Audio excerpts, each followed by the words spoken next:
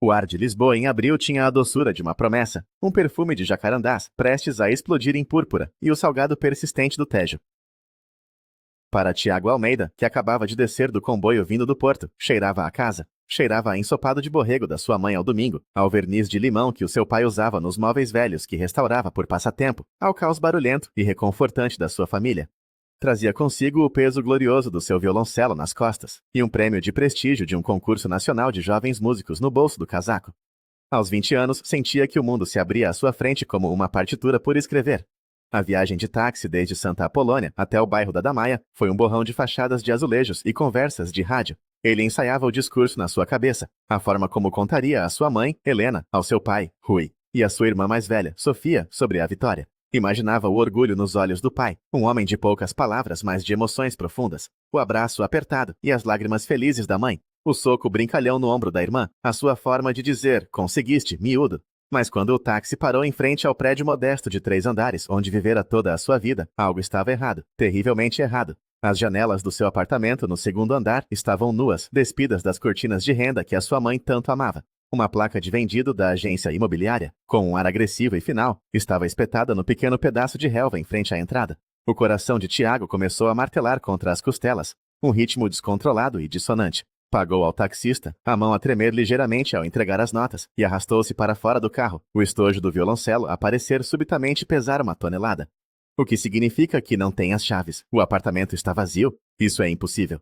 A sua própria voz soava-lhe estranha, aguda e distante, enquanto caminhava de um lado para o outro no passeio, o telemóvel pressionado contra a orelha com tanta força que os seus dedos ficaram brancos. Do outro lado da linha, o seu tio Afonso, irmão da sua mãe, hesitava. Tiago, o teu pai disse que devias ter ligado primeiro. Eles mudaram-se na semana passada. Não te disseram? Um nó formou-se na garganta de Tiago, espesso e sufocante. Não, conseguiu ele sussurrar. Não me disseram nada. Desligou a chamada sem se despedir e marcou o número do pai. Cada toque do telefone era uma eternidade de agonia. Finalmente a voz do pai, tão familiar e agora tão terrivelmente distante, soou na linha, desprovida de qualquer emoção. Estou. Pai, o apartamento está vazio. Há uma placa de vendido cá fora. O que é que se passa? Silêncio. Um silêncio pesado, carregado de coisas não ditas. Depois as palavras que iriam estilhaçar o seu mundo. Nós mudamo-nos.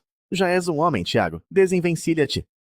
A chamada terminou. Tiago ficou a olhar para o ecrã do telemóvel, o cérebro a recusar-se a processar a brutalidade daquelas frases. Voltou a ligar. Caixa de correio de voz. Ligou a mãe. O mesmo. A irmã, Sofia. O telefone tocou e depois silenciou. Simplesmente assim, ele tinha sido apagado. Apagado da equação familiar, sem um aviso, sem um adeus, sem sequer um novo endereço. No átrio do prédio, encostados a um canto poeirento, perto das caixas do correio, estavam 3 sacos de lixo pretos. Com um sentimento de pavor crescente, rasgou um deles. Lá dentro, um amontoado caótico da sua vida. As suas partituras, algumas amarrotadas, outras rasgadas. As suas roupas de inverno, os seus livros. E no fundo, o seu violoncelo. Não o instrumento de concerto que levava consigo, uma peça valiosa emprestada pelo conservatório, mas o seu primeiro violoncelo, um instrumento de estudante, maltratado e amado, com o qual aprendera as primeiras notas. Estava ali, atirado como lixo, o cavalete partido, uma ferida aberta na madeira polida. A dor foi tão física, tão avassaladora, que lhe cortou a respiração. Não era apenas uma casa que tinham vendido, tinham descartado a sua história, as suas memórias, a sua própria identidade. Aquele violoncelo partido era um símbolo da sua própria ruptura. Ele não chorou, não naquele momento. A dor era demasiado profunda para lágrimas. Em vez disso, um frio glacial instalou-se no seu peito. Com uma calma assustadora, resgatou o que pôde dos sacos, enfiando as partituras e alguns livros numa mochila que trazia. Deixou o violoncelo partido. Não conseguia olhar para ele. Carregando o seu instrumento de concerto às costas e a mochila aos ombros, deu as costas ao prédio que já não era o seu lar e começou a andar sem destino pelas ruas de Lisboa, enquanto o sol de fim de tarde pintava o céu de tons de laranja e violeta, cores de uma beleza cruel e indiferente. Naquela noite, encontrou refúgio numa pensão barata perto do Rócio, um quarto pequeno com cheiro a mofo e a desespero. Sentado na beira da cama de colchão irregular, colocou o seu violoncelo de concerto no suporte, a sua única âncora, num mar de caos. Olhou para a sua forma elegante, a madeira a brilhar suavemente sob a luz fraca do candeeiro. Era tudo o que lhe restava. Naquele quarto sombrio, Tiago tomou uma decisão. Se eles o queriam apagar, ele iria reescrever-se. Construiria uma vida tão magnífica, uma música tão poderosa, que o seu eco abafaria para sempre o som da porta que lhe tinham fechado na cara. Ele crescera a acreditar no mito da família como um porto seguro e incondicional. Os seus pais, oriundos de uma pequena aldeia no Alentejo, tinham vindo para Lisboa, com pouco mais do que a roupa do corpo. Fizemos isto por vocês, para que tivessem as oportunidades que nós nunca tivemos. Era o refrão constante à mesa de jantar. A educação e o talento eram a moeda de troca para a sua redenção. Tiago levara essas palavras a peito. Enquanto os seus amigos passavam as noites em bares no bairro Alto, ele passava-as a praticar escalas até os dedos sangrarem. Enquanto a sua irmã Sofia, 2 anos mais velha, se contentara com um emprego numa loja depois de terminar o 15º ano, ele sonhava com as grandes salas de concerto do mundo. A sua entrada no Conservatório Nacional, com uma bolsa de mérito, fora a validação dos sacrifícios deles, a primeira prestação do seu investimento. Sofia era diferente, pragmática até o osso, sempre o vira com uma mistura de orgulho e ressentimento. O menino artista, dizia ela por vezes com carinho, outras com um toque de escárnio, sempre com a cabeça nas nuvens, enquanto alguns de nós temos de manter os pés na terra. Talvez fosse por isso que a sua cumplicidade no silêncio doía tanto. Ela que conhecia as suas lutas, que o vira chorar de frustração sobre uma passagem difícil de bar, também o tinha descartado. A traição da sua família era um quebra-cabeças cujas peças ele não conseguia juntar. O filho obediente, o prodígio, fora descartado, enquanto a filha sensata permanecia no rebanho. Não fazia sentido. Naquela primeira noite terrível na pensão, depois de horas a olhar para o teto manchado, fez a única chamada que se sentia capaz de fazer. Para o maestro Vitor Antunes, o seu professor de violoncelo no conservatório, um homem na casa dos 70 anos, com olhos que pareciam conter a sabedoria de séculos de música. A voz do maestro, habitualmente um barítono retumbante que enchia auditórios, era suave e preocupada ao telefone. Eles simplesmente foram-se embora? Perguntou ele, a incredulidade a tingir cada sílaba. Sim, não sei o que fazer, não tenho para onde ir. A voz de Tiago finalmente quebrou, e um soluço seco escapou-lhe, o primeiro som da sua dor. Ouve-me com atenção, Tiago, vem para minha casa, agora.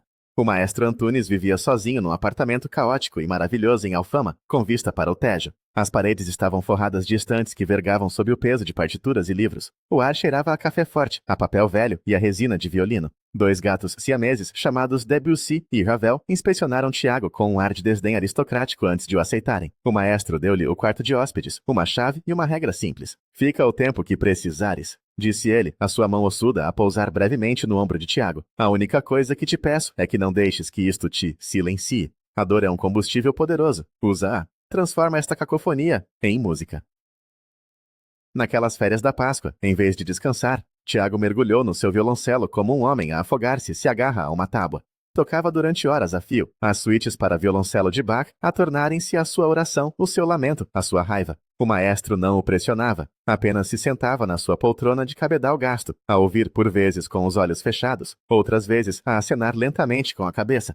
A técnica está impecável, como sempre, disse o maestro uma noite, depois de Tiago terminar a sarabanda da quinta suíte, uma peça de uma melancolia profunda. Mas agora tens duende, tens a alma ferida que a grande arte exige. A questão é, o que vais fazer com ela? A pergunta pairou no ar, densa e desafiadora. Ele podia continuar a tocar a música de outros homens mortos, por muito bela que fosse, ou podia tentar encontrar a sua própria. A ironia da sua situação não lhe escapava. Ele, que fora despejado da sua própria vida, sentia-se atraído pelas histórias dos outros desalojados de Lisboa. Começou a passar tempo nos bairros que a gentrificação estava a devorar. A moraria, o intendente, conversava com os velhos cujas rendas se tornavam impossíveis de pagar, com as famílias imigrantes empurradas para as margens, com os artistas cujos estúdios se transformavam em apartamentos de luxo para turistas. Ouvia as suas histórias, absorvia a sua resignação, a sua raiva, a sua resiliência. E na sua cabeça, estas histórias começaram a transformar-se em melodias. Fragmentos de fado, a canção da saudade de Lisboa, misturavam-se com as estruturas complexas da música clássica que ele conhecia tão bem. Usa isso, disse-lhe o maestro Antunes, quando Tiago lhe mostrou os seus primeiros esboços. A melhor vingança não é o sucesso, é a transcendência. Transcende a tua dor pessoal e transforma-a em algo universal. Naquela noite, Tiago bloqueou os números de telemóvel do seu pai, da sua mãe e da sua irmã. Cortou a última ligação tênue. Se alguém no conservatório perguntava pela sua família, ele dizia simplesmente, não estamos em contato. Sem drama, sem pedidos de simpatia. Estava a construir uma vida a partir do zero, e não havia lugar para sentimentalismo nos seus alicerces. O seu projeto começou a tomar forma. Ele chamou-lhe As Vozes dos Desalojados.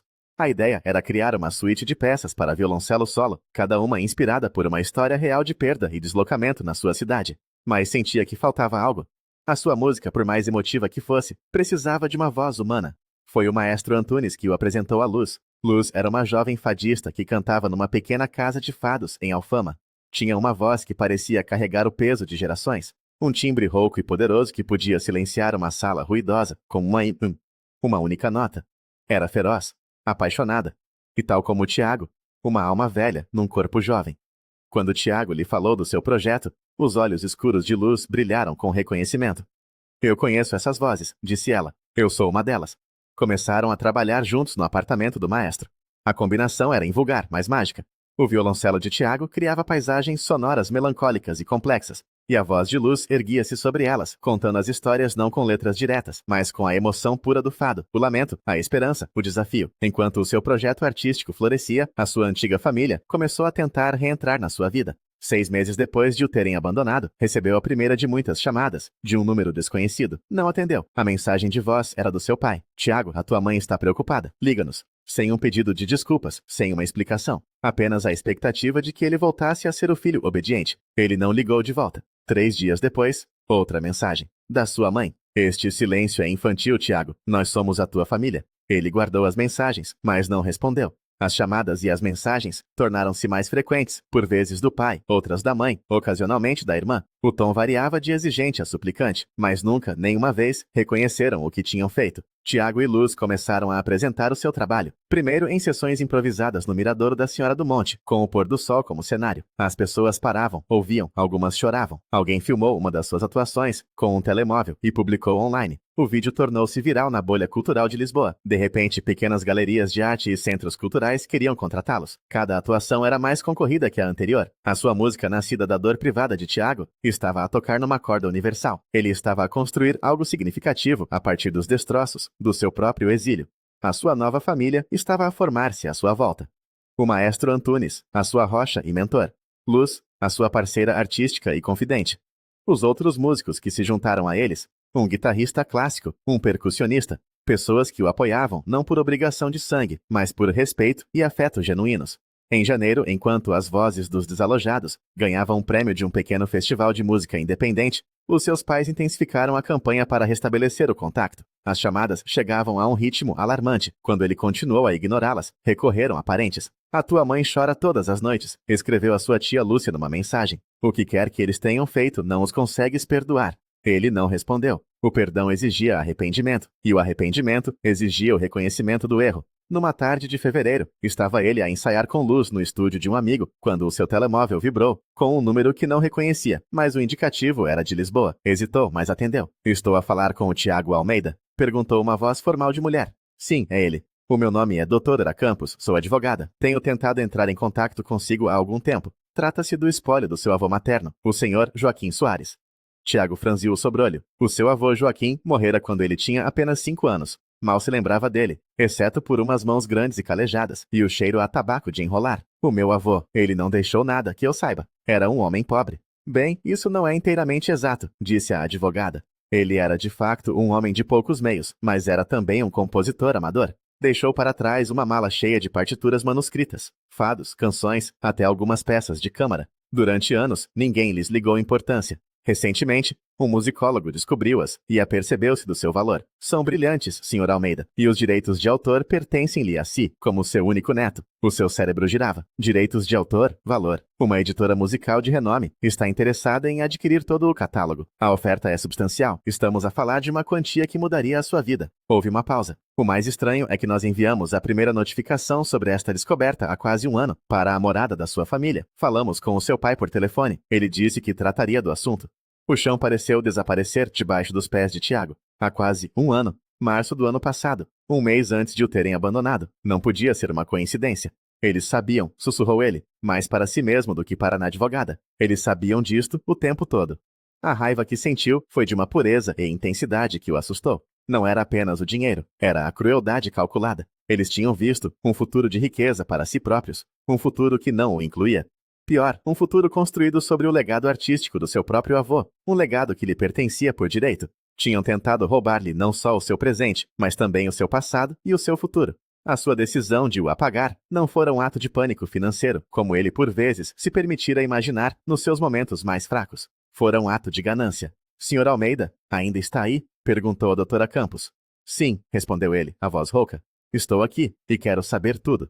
A notícia da herança do seu avô coincidiu com um ponto de viragem para As Vozes dos Desalojados, um programador cultural do Centro Cultural de Belém, uma das mais prestigiadas salas de espetáculos de Portugal. Tinha visto o vídeo viral e assistido a uma das suas atuações. Ofereceu-lhes um concerto no pequeno auditório. Era a grande oportunidade deles, a validação de que o seu trabalho era mais do que um fenômeno de nicho. Em circunstâncias normais, Tiago estaria eufórico. Mas a revelação sobre a sua família ensombrava tudo. Eles esconderam-no de mim, disse ele ao maestro Antunes, durante um dos seus jantares tardios. Eles sabiam que eu ia herdar este tesouro, e mesmo assim, atiraram o meu primeiro violoncelo para o lixo. O maestro pousou o garfo. Já pensaste por quê, Tiago? Para além da ganância óbvia. Que outra razão poderia haver? Respondeu Tiago amargamente. Talvez eles tivessem medo, ponderou o maestro. Medo de que, com a tua própria independência financeira e um legado artístico para além deles, já não precisasses deles. Talvez, na sua mente distorcida, mantendo-te ignorante e dependente, eles te mantivessem deles. O abandono foi o plano a correr mal. Eles pensaram que te podiam cortar, ficar com o dinheiro, e que tu, de alguma forma, voltarias a rastejar para eles mais tarde. A ideia era monstruosa, mas fazia um sentido terrível.